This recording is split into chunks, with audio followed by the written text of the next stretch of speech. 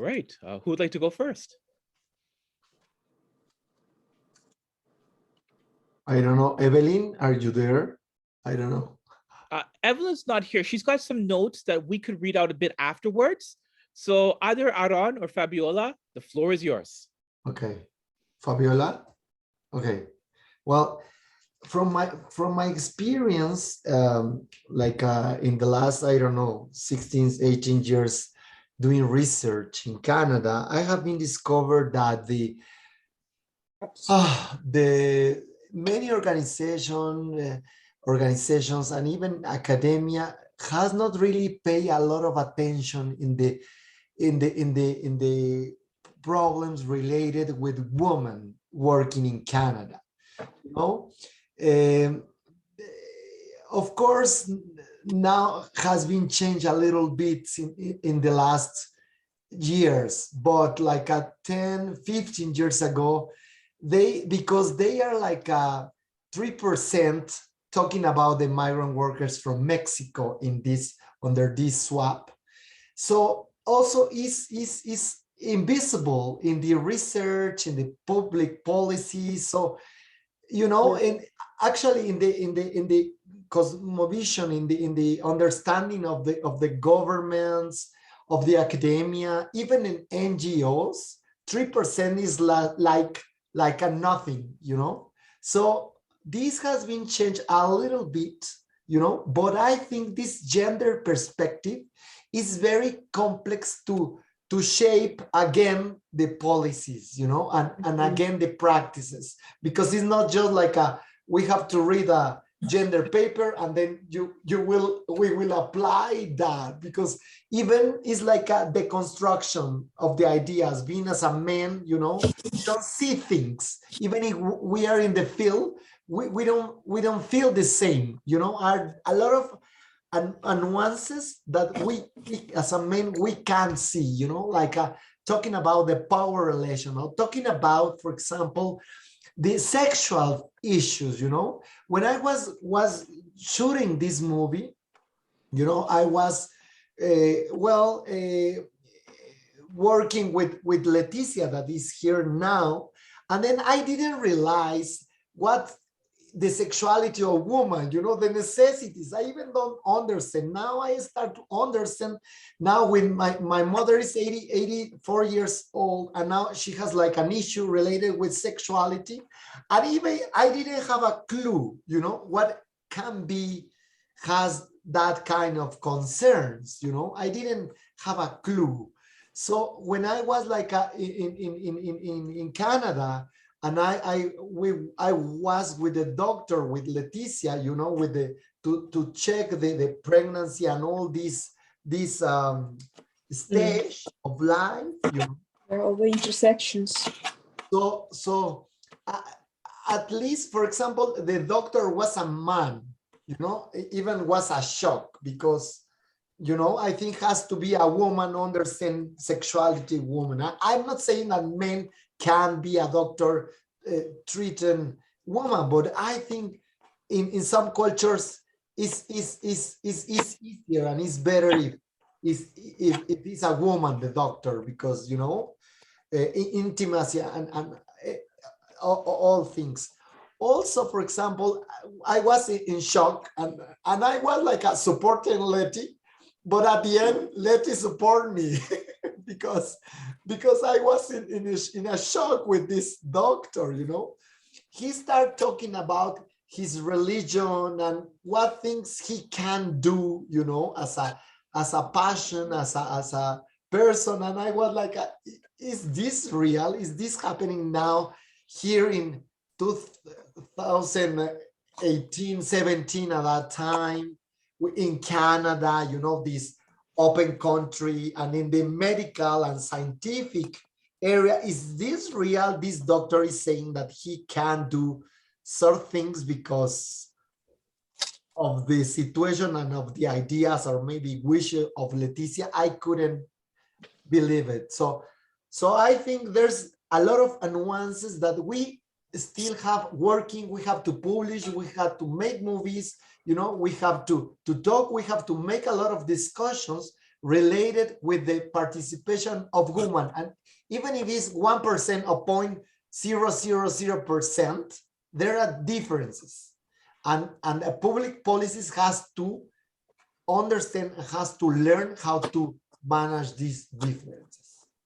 I hope that I was clear in my comment. Fabiola, you're next. And I have some notes. So Evelyn's not going to be able to join us. So I think between Tanita and I will read out what Evelyn's provided to us about some of the additional context here in Canada. So Fabiola, over to you. Yeah, thank you. Well, just thank you everybody for being here and organizing this event. And I just want to show, just have a lot of appreciation for Aaron that did this film, and for all the women, Victoria, Beatriz, Leti, everybody who participated in this. So thank you so much for sharing your story. And, I mean, I think every case is different, right? And mainly as the Food Chain Workers Alliance, our members, they work and, they organize with agricultural workers in many industries, and particularly in New York, as you mentioned, Chris, the dairy industry is very powerful, it's very big. And, as we know, dairies is a little bit different because it's a non-seasonal job, right? So it's like a 24/7, 12 months out of the year production process, basically.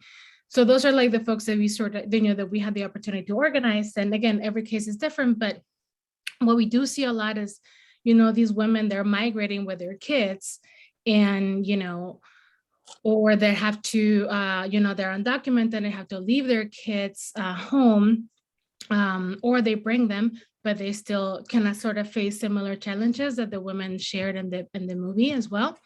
And, what we see is, you see women arriving to a place that they don't know the rules, right? And they are working in places where they get absolutely zero support. So much so that some women have to, hide the fact that they have their kids at home, which it becomes very complicated when they have to live in the farm, right? And providing farm housing. And, like it's presented on this film too. And, we have some examples where, unfortunately some compañeras the state has taken their kids away, because they just don't know their rules. And again, they have no support when they come here, they migrate here, and they have to sort of start working because their kids and their families need them to work.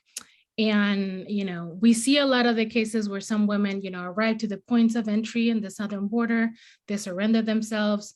The lucky ones, the ones that they don't get their kids taken away permanently, come into states like New York, they have an open immigration case. You see a lot of women here with ankle bracelets, which in doing the work, which makes them having to endure a lot of harassment and embarrassment, because they come to work to places, these farms are located in areas where migrants are not just not welcome, but sometimes are, openly despised, right? So, and speaking in terms of working in farms, some industries just don't accept women at all, right? And when they do, is usually to do very specific types of work. And in the case of the dairies, there's the work that they're going to get paid less, right? They're going to take care of the baby cows. I can't remember the name of it. Calves? Is that how you call them? Calves?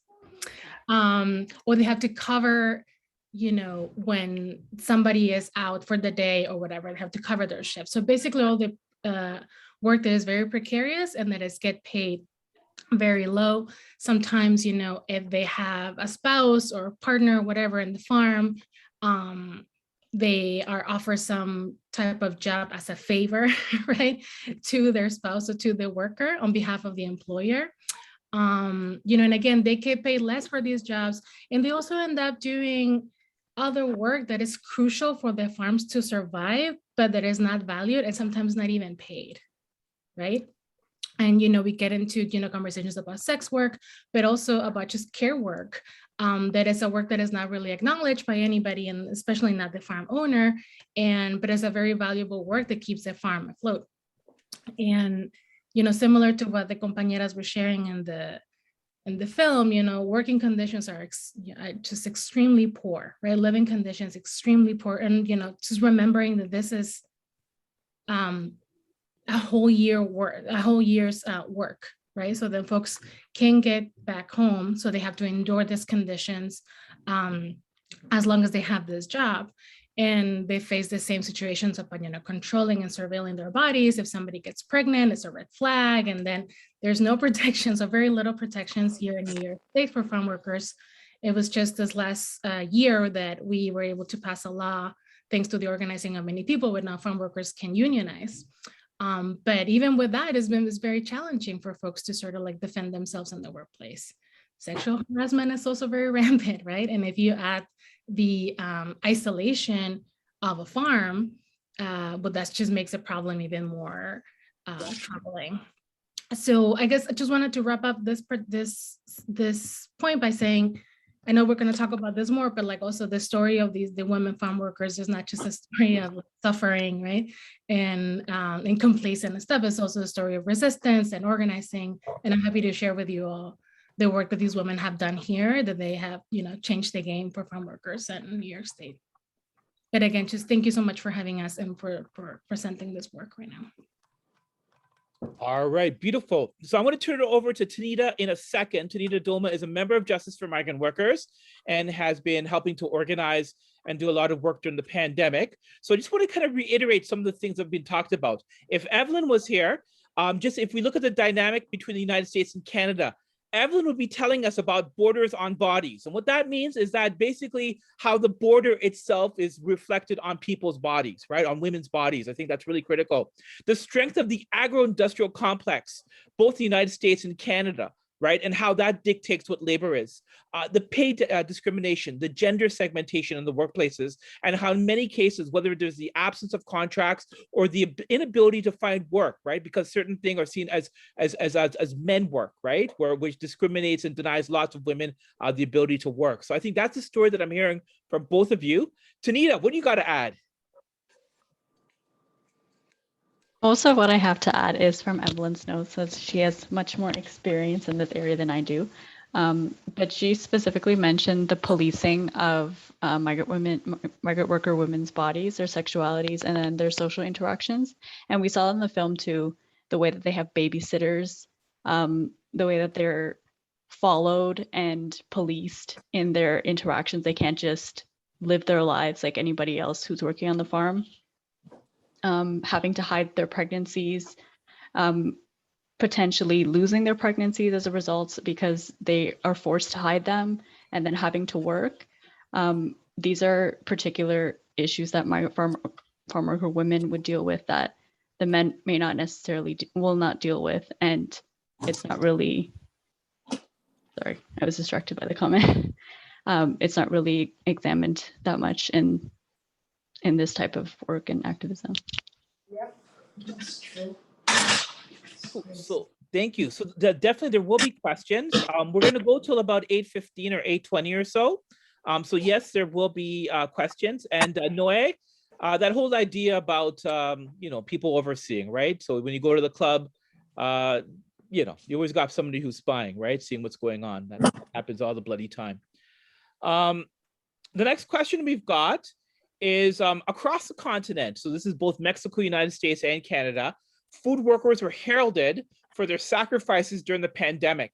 How were the voices of women either amplified or erased during the pandemic? And this time, I guess we'll turn it over straight to Fabiola, if you want to start off, and then we'll go to Aaron and then back to Tanita. Yeah, thank you. I think,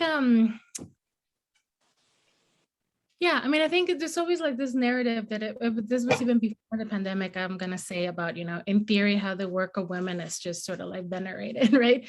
But in reality, it's erased and is taken for granted and exploited and just not acknowledged. And this is the work, in the actual production process, but also in like the social reproduction, space as well, no?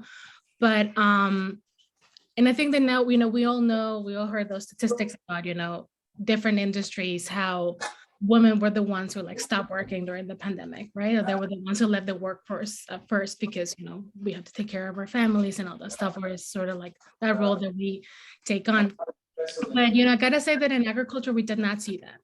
at least in the work of our members. And this is not just for New York, but also our members that work in the Pacific Northwest and in California. And that's because agriculture is just an industry that didn't stop, right? It didn't stop producing. If anything, it just continued to produce and overproduce and overwork people. So then now you have all these women just sort of not only did not stop working, but they like end up working 12 hours, even more. There's cases of women who work. And where are they? They work That's 8 more hours. important. I'm sorry, was that to us? I'm not sure. But anyway, just like, women having to sort of piece together a work day in a way that they can take care of their kids. So work 8 hours, rest 8 hours, work 8 hours, rest 8 hours, right? But again, just kind of wanted to go back to my previous point about like how the story of these women farm workers, that immigrant farm workers, is not just a story of suffering, but it's a story of power. And we have seen countless of examples of women building their own spaces, during this time, building their own organizations. We have the luck to work with organizations that are led by farm worker women that are sort of like meeting each other's needs, that are taking care of each other, learning about their rights, not just in the workplace, but also in their homes. And also with regards to immigration, because that is something that is always present with the communities that we work here too, because in the case of New York, New York is a border state, right? And it's not a southern border, but it is a border. And we are having to, you see Border Patrol roaming around, you see ICE, you see all these like sort of like law enforcement agencies are just terrorizing folks while they're just trying to work. So, but that being said, all of these women have played, or there's so many women that have played such crucial role in so many victories that we have had in New York State. Legislative victories. There was the Included Workers Fund that was created. So workers, undocumented workers will have access to some, support during this pandemic, like economic support. There's also the New York Hero Law, which it's forcing employers to create COVID and other infectious diseases protocols to protect workers in the workplace. There's also been driver's licenses, when now everybody in New York, regardless of an immigration status, can access a driver's license. All these fights, women have been at the forefront of this, right? Either as organizers, as directly affected folks, especially farm worker women, and they're also very present in the debate about immigration reform. So again, the work of this woman is not, this is pre-pandemic, but it's definitely, I think, during this time, it has been, very supported and kind of spotlighted. Thanks, Aaron. Yes, in the last months, I have been writing a few paragraphs related with the COVID, related with SWAP. And I have been following some news, like Global Mail, news from Mexico, news from Canada. And it's incredible, again, that I have not seen any cases. I don't have like a numbers, how many women were sick or, traveled with COVID or something like that. But again, just even the photographs, or just everything was related with men. And still the idea, the agriculture, the workers in agribusiness, Canada, or even in Mexico, or the migrants, still the idea that are just for men and women are not there. So talking about COVID and how I think they were erased again, yeah, I didn't now until you just send us the question, I start realizing what? Yeah, they never talk about women, so it's, again, it's shocking, Thanks, Tanita. Evelyn had a note here about the permanent residency pilot project in Canada. And we know that farm workers in general were very much excluded from this project, and migrant farm worker women were even more so, given that they're already erased in this whole discussion. Evelyn also talked about migrant women's concerns about their children and elderly parents having to take care of their children, their own children. And that shows the strain of family separation that's inherent in guest worker programs. And then all of the vulnerabilities that migrant workers have been subjected to have been amplified during the pandemic, and it's been especially worse for women, migrant farm worker women. That's pretty much all she had. So we had two questions, but I'm going to actually combine them both and just turn it back to the panel. Then after that, we'll have a few more words from one of our comrades here, and then we'll turn it over to y'all. So the two questions, and we'll just merge them. So drawing on the film, what are some of the opportunities to strengthen resistance and organizing across the continent? And how can the Food Chain Workers Alliance and its different members, such as Justicia, continue to build across borders? So Fabiola, why don't I start with you? Tanita, and then we'll go to Aaron. And we will possibly have a special guest to close out this conversation, and then we'll turn it over to the audience. All right, please continue. Thank you. Can I hear a child crying in the background here? Maybe a child storming in a minute here. Yeah, it's such an important question. So thank you so much for asking it. You know, I think that like in our experience as organizers, you know, we have learned that our job is to follow the leadership of directly affected people, right? That's our job.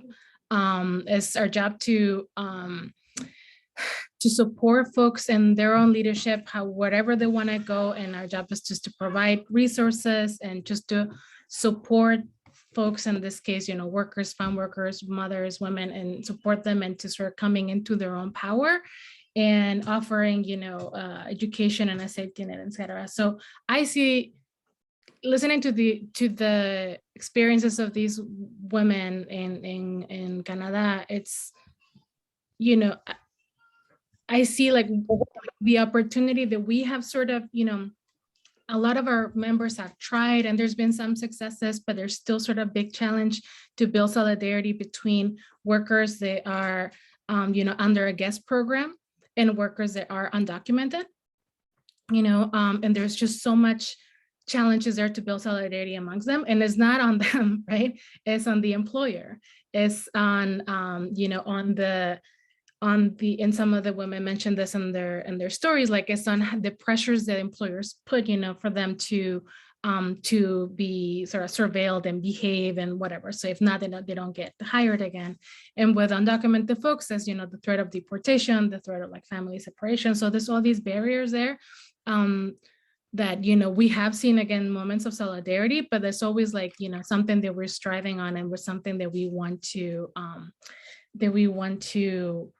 you know, support folks on, because if you hear the stories, they're very similar, right?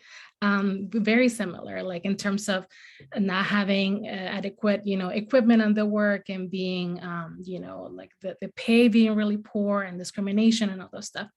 And as Food Chain Workers Alliance, you know, I think that, you know, it's what we have seen and what our members have sort of shown us is after this crisis, you know, is that so the worker solidarity is really important, not just within industry, but also cross industry and cross borders, right? And it's also sort of shown us like the power that we have, not as directly affected people, but as consumers, right?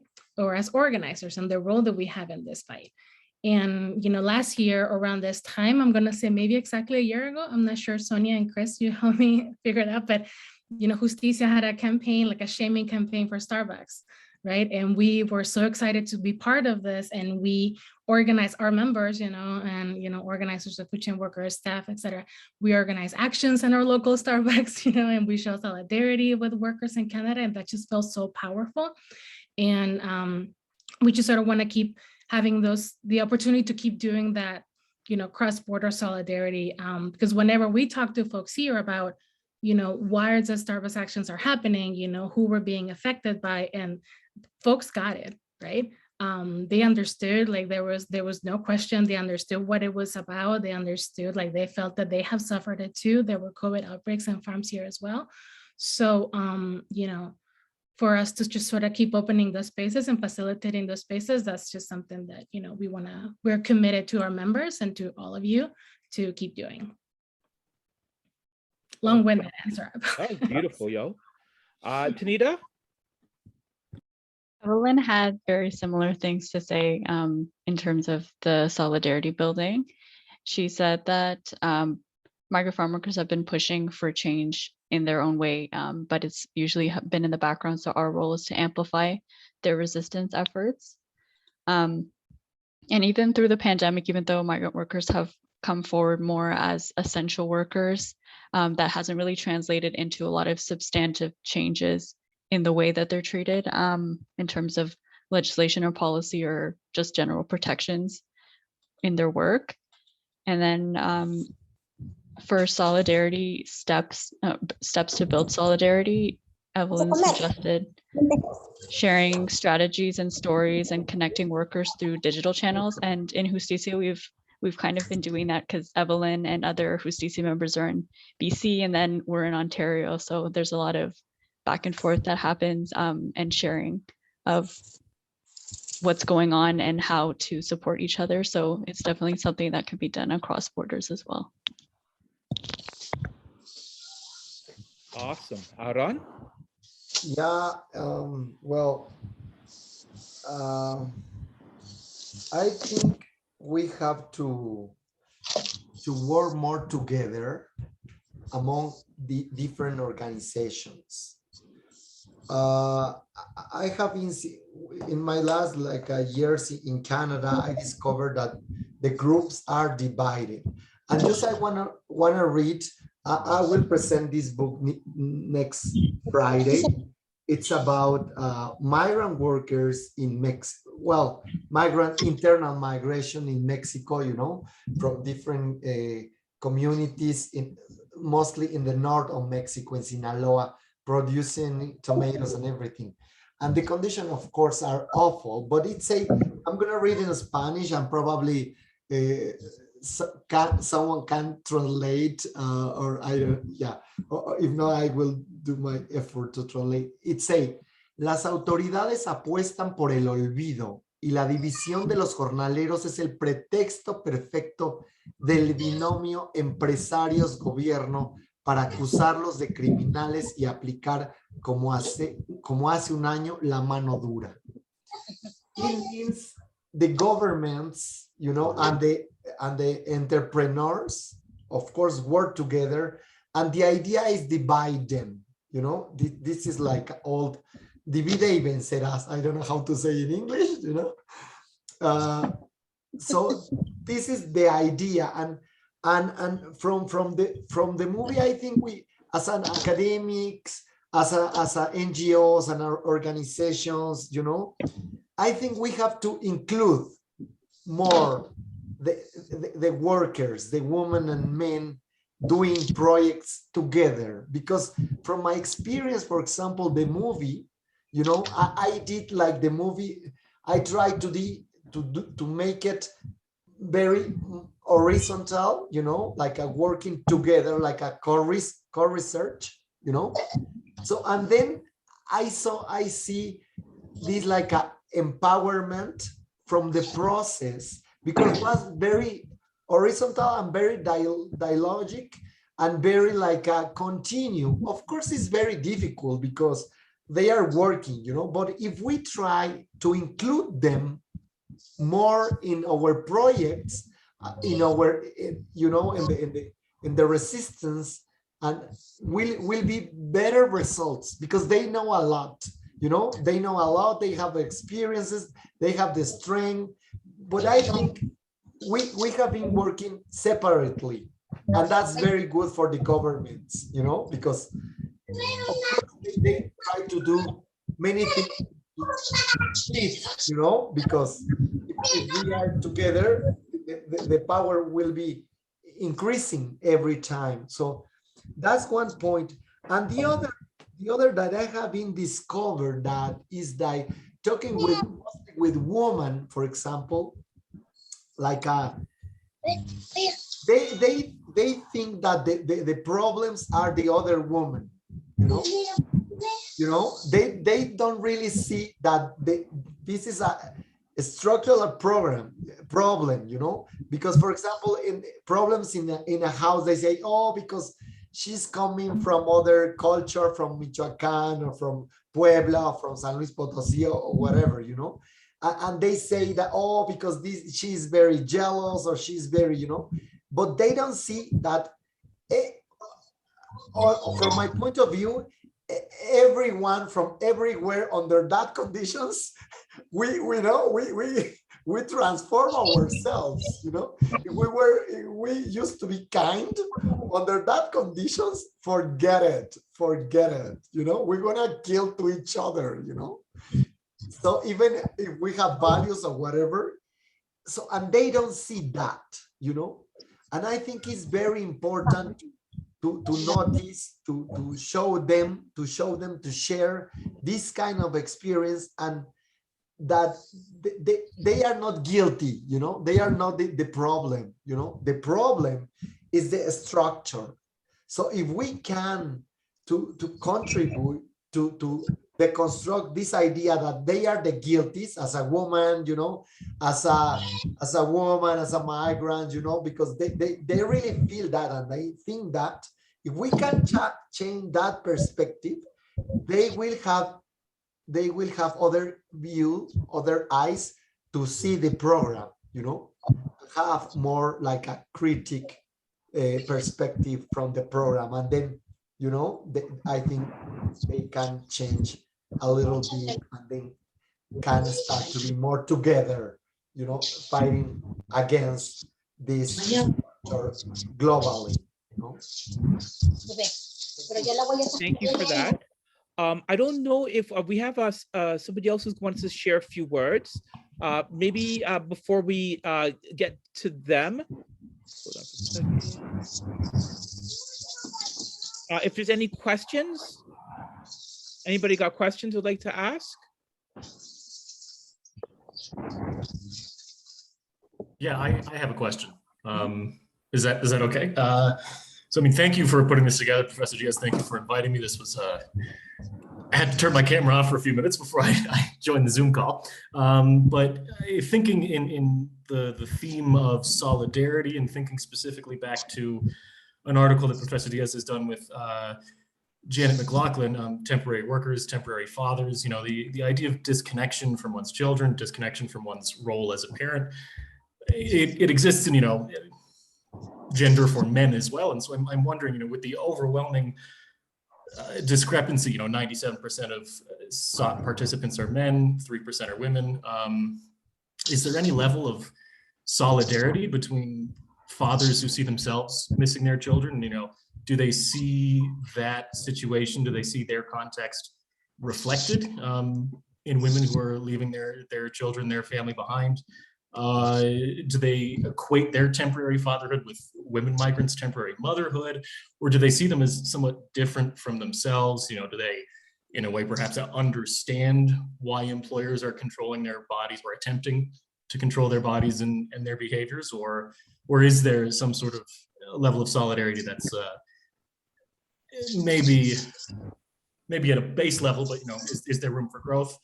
And I'm thinking specifically about the Canadian context, but obviously this is applicable in the United States context, and also internal migrants within Mexico, Colombia, generally speaking. So this is an open question.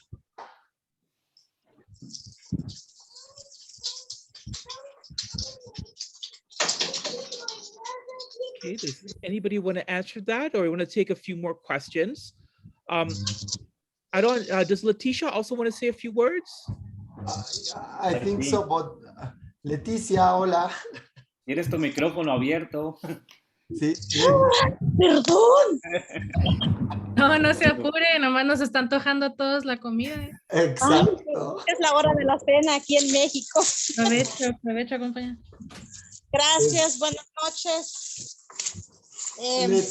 Sí, si quieres comentar algo, algún comentario, alguna pregunta, algo que quieras decir, Leti, está abierto y lo puedes hacer en inglés, español, como quieras.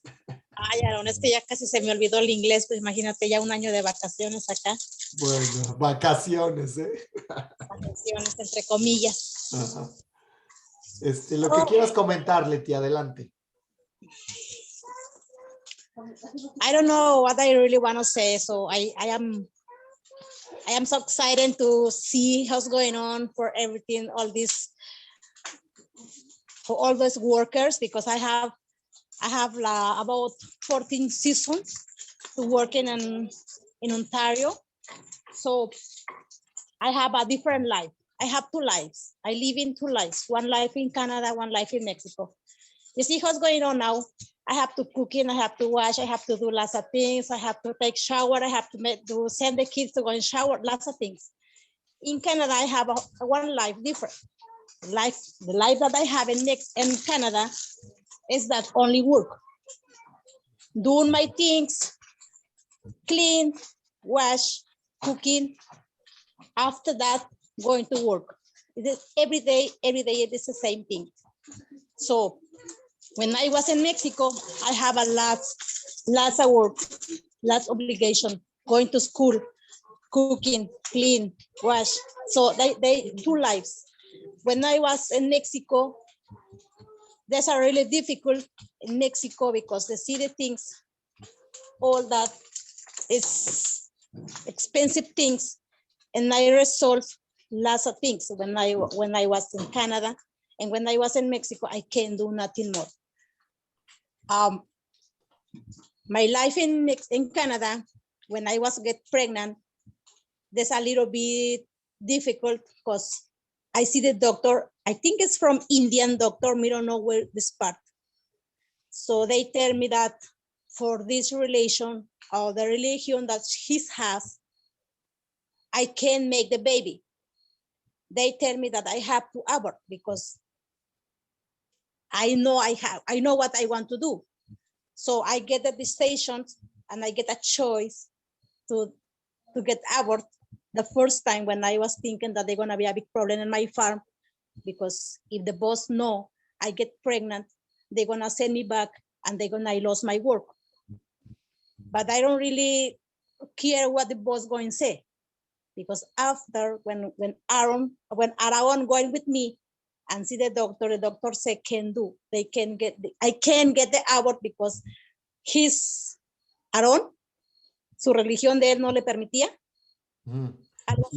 His religion didn't allow to have abortion because that's against God's law, God believes. So yeah. So when I hear that something like that, I say, okay, I have to take my last choice. I go make the baby. I will talk to the boss and I will tell him what's going on with my life. I already get pregnant. My life changed. My life changed so hard, and I take my choice to go back to come back in Mexico and make the baby in Mexico and get 1 more year off in Mexico. And I was talk to the boss and I tell him that I wanna spend time in Mexico about 1 year. And after that, when I make the baby and the baby get 1 year old, I go back again in Mexico. But that's really hard because I leave I have 2 guys. The big boy, so he understands what's going on, he know. But the little boy, that's a little hard for me because I was missing. Oh my God, that's really hard. Real hard for me, but I know what I have to do. I know I have to work. So my family support me. My mother, she's the first woman who's helped me, and I really thankful for her for that. But Aaron always support me too, and I was so happy because we make this documental, this movie. But for me, I express all what I feel in, all what I live in Canada, all the things that I live in Mexico. So I am so excited to express what I feeling, to see that how many people have the interest on this movie, how much people show that this thing, and there's going to be 3 different life, one life from Vicky, one life from Betty, and one life my life. So I say thank you for everything. Thank you so much for giving me this time, for giving me this chance to express what I live. So, and this is the life what I live here in Mexico. This is my really life. This is my reality life that I spend in Mexico with my children, with my house, for everything. Have to cook in, have to do lots of things. And I really enjoy all my time in Mexico when I was with my kids, with my family, and all the people who's talked to me, who's loved me, who's want me, who spent time with me. I am so happy. Thank you. Gracias, muchas gracias, Aaron, por darme esta oportunidad. No, Leti. En serio, no tengo más palabras. I have no more words. Thank you for everything. So I will hear everything what you going talking. So my English, they know really good. It's good. But I try to speak everything what I learned before. So I speak a Trini language, a Trini English, in they are a little different. Gracias, Leti. I want just to share that this comment that Leti was talking about the doctor, we decided to remove from the movie. I was shooting and she was talking about that, but then we think about what's gonna happen probably with the baby later, you know. So this is like a petit comité, you know. She's talking about something very intimacy, very strong, you know. And then thank you, Leti, for sharing this event that was not very like good, you know, in the process, but thank you for sharing. Gracias por compartir. And yeah, okay. Y bueno, es todo.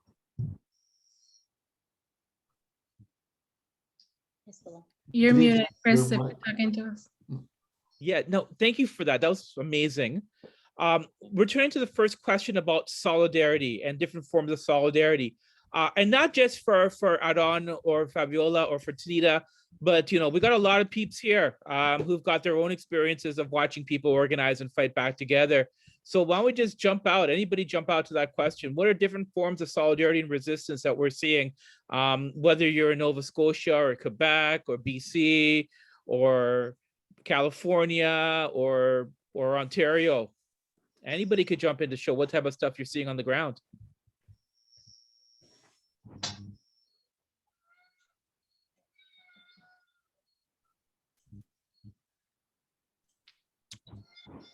Wow. I've never seen a room full of shy organizers like this. Like, you know, you got like all these people who like are pretty hardcore organizers and just are all really, really quiet. Huh. Noé, adelante, en francés, en francés. Oui, toutes les personnes ici parlent français, Noé. Tout le monde ici. Toutes les personnes. Oui, go for it. En español, en francés. Yo no sé si van a responder primero la pregunta que él hizo o qué, ¿me entiendes? Porque y tal vez habían otras personas que participaron y que tenían preguntas, ¿no? Ya. Y Sí, bueno, como quieran, como gusten. Joshua tiene también una pregunta. It's up to you, como quieran, ¿no? yeah. Just Dollar has Entonces, no sé, Joshua, do you want to go ahead with your question? Should I repeat it? Yes, sorry. Sure. Yeah. No worries. Yeah, because we have to answer that one. And I didn't Okay. really understand. I know it's very important question, but I don't really understand How about this? Why don't we take some time to reflect? If there's other people who've got questions too, just throw it out. I'm sure there's lots of stuff that people want to reflect on. Yeah.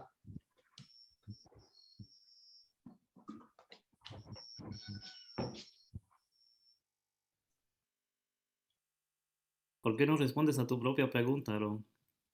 ¿Por qué los grupos están divididos? No sé. Eh, Y no lo sé. me entró la curiosidad.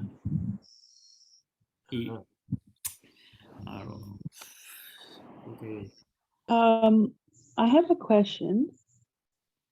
Go for it. Hi, everyone. This is Binish. I have a question for Leticia. Hi, Leticia. It was so good to hear you speak just now. Nice to see you cooking in your kitchen. I thought that, you know, like given your experience, and you were talking about some of the support you received, what were things that you valued like the most? And what advice do you have for people who get involved and try to do this work in a good way? Like, how should it be done?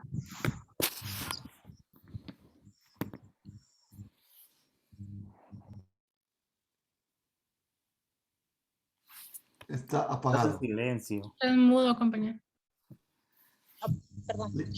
Yeah. Was that yeah, I can repeat it. So my question was that, you know, given that you were kind of on that other end where like some of us are organizers, but you're on the end where like this is your struggle and you're the one who's getting solidarity. So what were things that you really appreciated when you got support? Like what were good ways to do the solidarity work? And what were things, if you want to talk about like what could have been done better? Reflecting on your experience. Is that clear?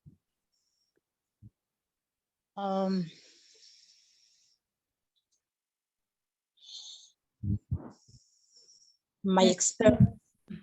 Sí, que ¿En las español, compañero? cosas solidarias. ¿Qué cosas que hicieron por ti las hicieron bien? ¿Qué cosas podrían mejorar o qué cosas? Eso, Ya, sí. una pregunta así. Está Muy solidaria. Ok.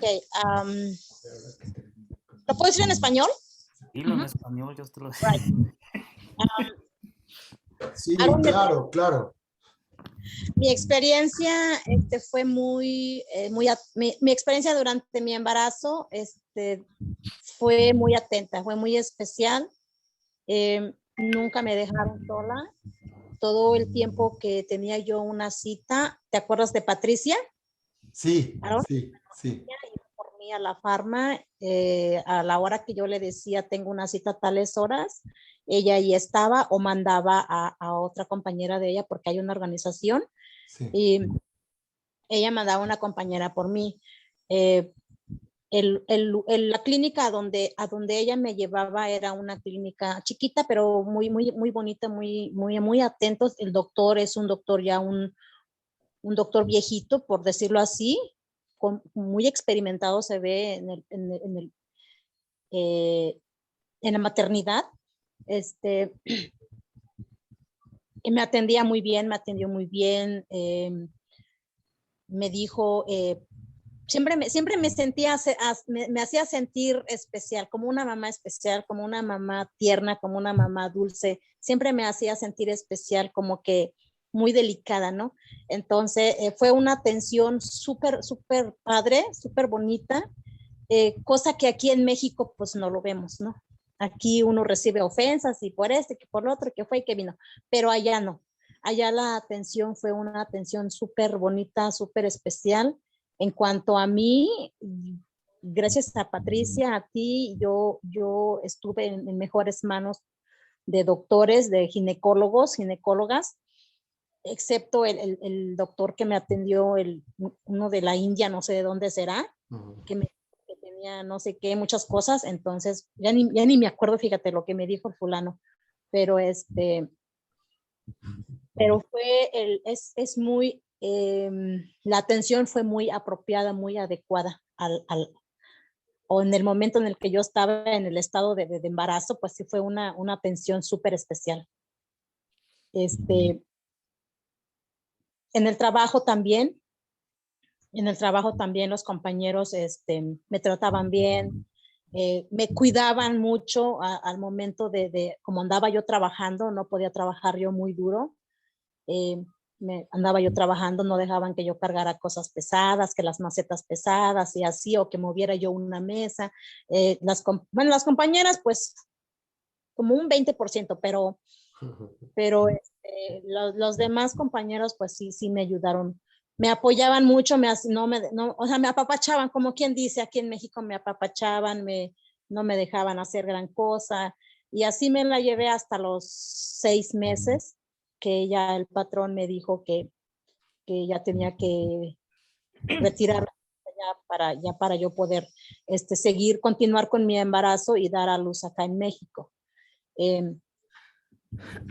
Dentro de lo que cabe, pues fue una experiencia bonita, pero a la vez un poco triste por estar lejos en un país donde pues muy poco entendemos el inglés y muy poco comprendemos a las personas que nos están hablando. Entonces sí, como que fue un poco difícil acoplarme a estar yo acá en México. Ya acá en México pues fue otra cosa, ¿no? Viví otra experiencia aquí en México. Claro, mi familia siempre estuvo allí. Mi hijo, el mayor, siempre estuvo allí, pero sí fueron dos experiencias diferentes, una allá y otra acá. La vida aquí es diferente y allá es diferente. Entonces sí fue, pues algo padre, algo que uno no puede, yo como mujer, como mamá, como trabajadora migrante, pues es algo que yo no puedo olvidar, es algo que me hizo sentir bien. Entonces. Thank you for that. If we could just get a summary, we've had a few questions about translation of what was just being said. Yeah, I can try and do it. It's gonna be hard to make it justice to Leticia, but so she said my experience was really good, especially working with people like Patricia, I think is her name. Patricia.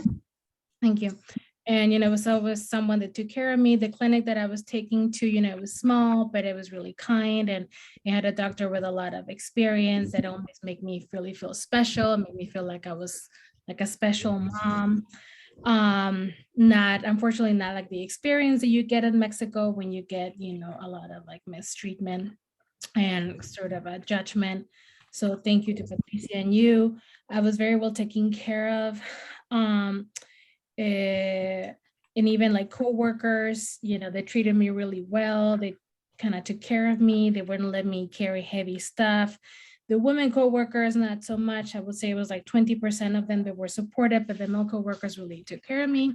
So overall, it was a good experience, but also a sad one because of the language barrier, that you don't understand very well what people are saying here to you.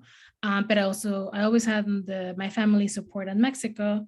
So, I had those two experiences at the same time. And as a woman, as a migrant worker, is something that I will never be able to forget. No, yeah, tratar de hacer justicia, Leticia. Sí. Thank you for that. I just have a few updates for Justicia, and I'm sure the Food Chain Workers Alliance have a few updates too. That I would like to share. So just a few things to plug. We're going to have a huge dinner in the Windsor area this Sunday. It's our holiday dinner. We're expecting supposedly a few hundred workers. So if anybody's in the Windsor, Essex area, just outside of Detroit on the so-called Canadian side, you could join that. And also we've got a really huge human rights case, I guess, for any of our American comrades. It's like your civil rights component. 54 workers are taking part in the human rights case against the police and the government of Ontario. They were racially profiled in a DNA incident. So it's one of the hugest cases of its kind. It's pretty historic. So we'll be sending out information over Zoom for y'all to check that out stuff. It's going to be pretty intense, shall we say. So we still got Josh's question if people want to respond to that. Is there any other questions that we want to raise attention to before closing off for the evening?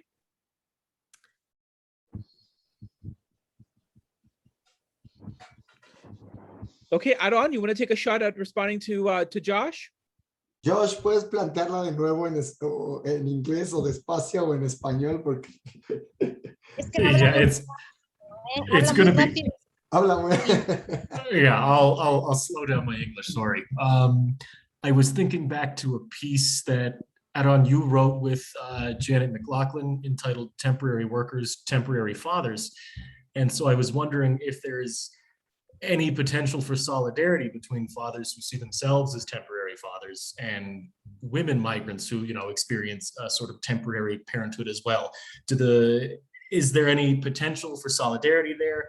Do men see their situation reflected in women's situation, or do they see themselves as different? Their responsibilities as fathers, are they different from migrant women's responsibilities as mothers? So let me say if I understand. You are talking about if there are solidarity among men being as a father in Canada, solidarity among other workers. That's the question. In relation to migrant women workers who have also left their families and their children behind. No. The men see themselves as different. Mm-hmm. Yeah.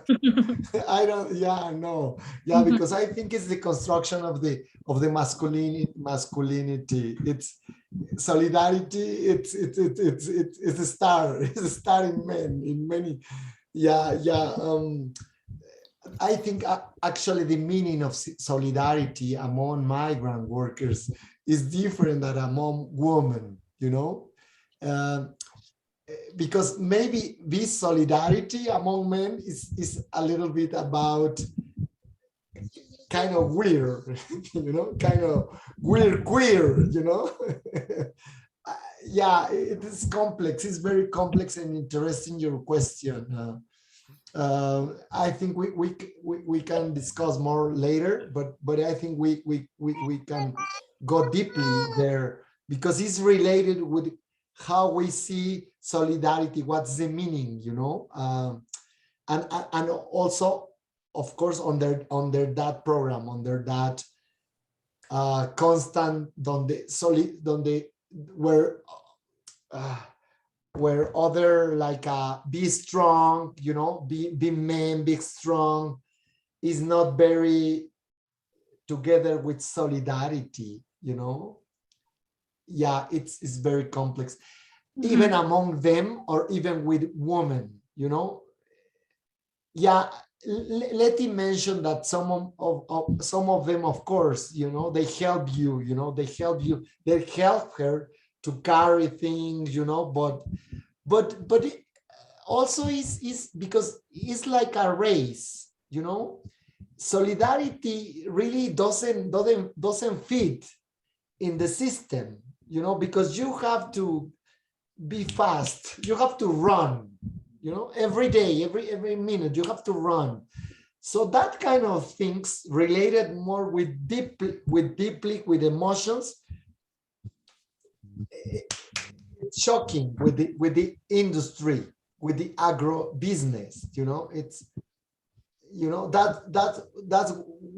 that's why it's important, given time or create time to think about that things, create arts, games, soccer games, even religion, even mass. I am atheist, but even, church, other spaces, you will have time to think about that, because in the word,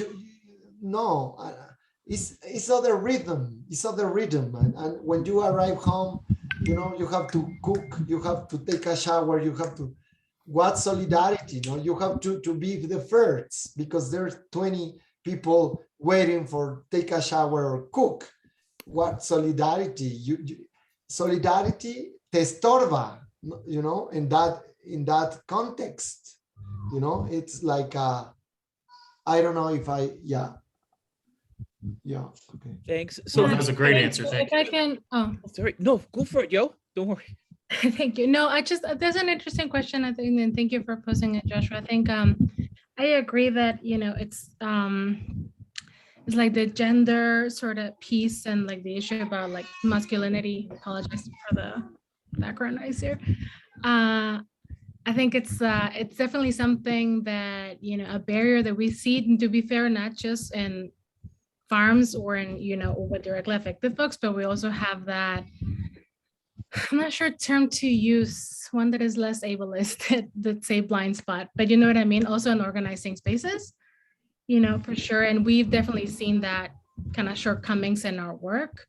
I will say though that, like, you know, I hear Aaron and his, you know, talk about, you know, having to have solidarity means, you know, that you have time to think about and you have time, you know, to sort of like conscious. But I do feel like, you know, that we do see that though, because that's where solidarity sort of comes from. So it's not impossible. And I think that that is why the job of the organizers is so important. Again, is not, our job is not to tell people, hey, you know, you're being exploited, right? People know, right? People feel it in their bodies. People like see it in their families. So that's there. But our job is to offer those spaces, right? To be like, you know, let's talk about this, right? And that's what we, you know, that's what we go at night, you know, when people are like done working, or when we bug people like in their day off, we only have one day off, and we make the calls and you make the events and you sort of try to like, you know, do whatever activity to create community and to give folks like a respite, you know, for them to just be like, yeah, you know, like there is solidarity, there is opportunities for solidarity here.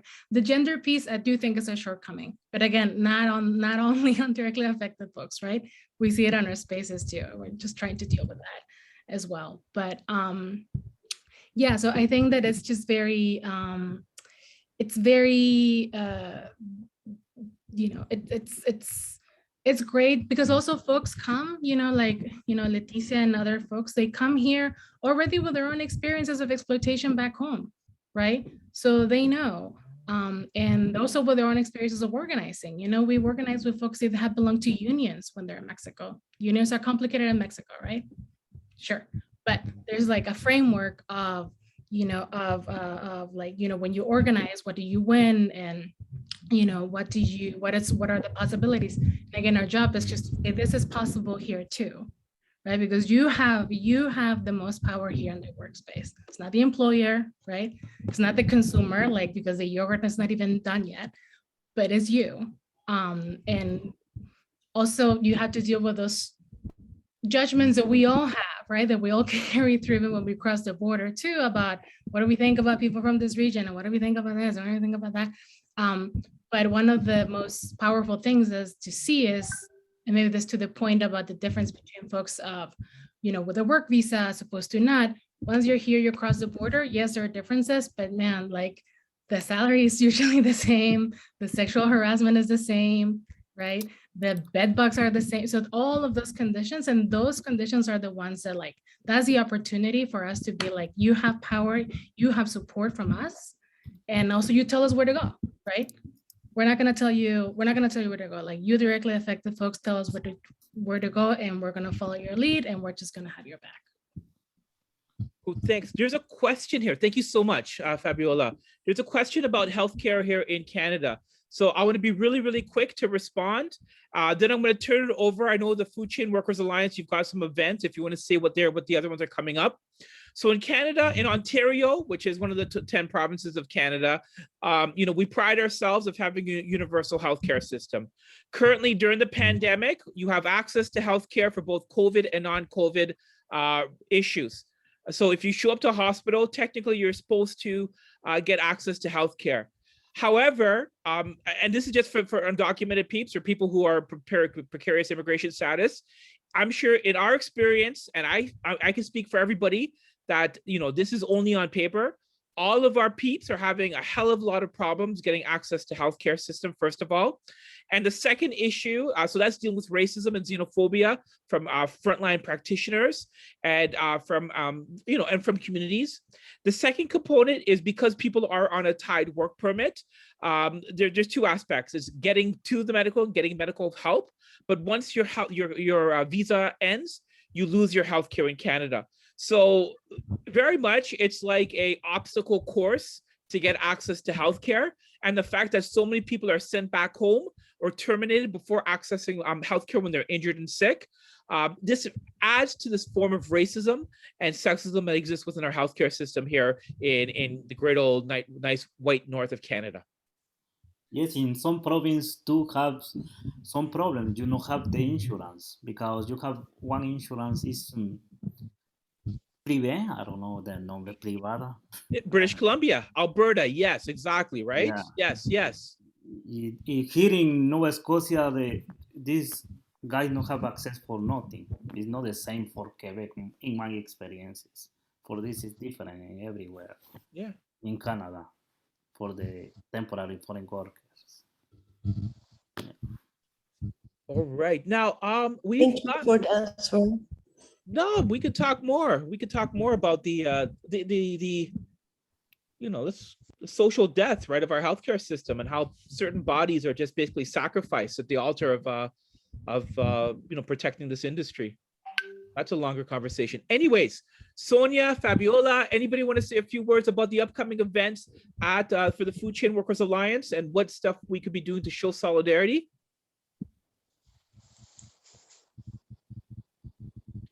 Hey, Ray, what's up?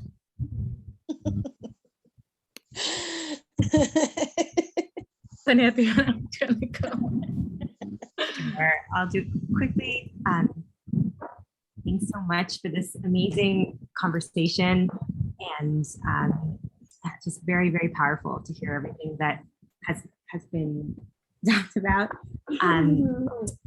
As I wrote in the chat, this is the first event of our annual Food Workers Rising Week of Solidarity in Action, where we try to amplify members of the Food Chain Workers Alliance's organizing and campaigns and beyond. So this was really powerful to launch this week. And if you want to find out more, every day we'll have a different action to uplift. And our Facebook link, I'll just put it in the chat again. But just some some highlights coming up. There's going to be a call in action around Hannaford. A member from upstate New York, some of whom Fabiola was describing, some of the organizing they're doing, is going to be doing an action around Chobani, I think, with support from Anna, who's on the call from Fair World Project, also a member of the Food Chain Workers Alliance. Shout out to Anna for being here. Warehouse Workers for Justice is having a really amazing panel looking at the sort of narrative of work shortages and what's going on in the warehouse industry. So that's just a taste, but follow on Facebook every day and there'll be a different action to uplift. Thank you. Thanks to everybody across, I guess, the United States, Canada, Mexico, and places beyond. I think we got people as far as away Spain who've joined us tonight. So thanks to Anna Lou and the Canadian Labour International Film Festival. You guys don't know this, but poor Anna, I really tortured her for this event. So thank you so much, Anna, for the amazing work you do and for all the tormenting you receive from me. Shout out to the Food Chain Workers Alliance. We are so proud to be members of the Food Chain Workers Alliance and the amazing work that you do across the continent. Shout out to all the comrades from across all the different other advocacy organizations that we work with in Common Struggle pretty much daily. And it's one of these conversations that we're definitely going to keep having as we move forward.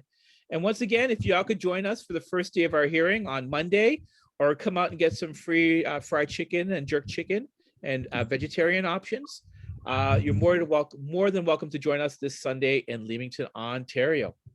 So from all of us, peace out. And yeah, just, keep working together to transform and change the system. Gracias. Gracias, doña Leticia. Gracias, Ana. Gracias, Vicky. Gracias, Chris. Bye, Sonia. Mucho gusto, Noé. Hasta luego, Aaron. Bye, cuídense. Bye, gracias. Gracias. Adiós. Nos vemos luego. Hablamos pronto, Leti.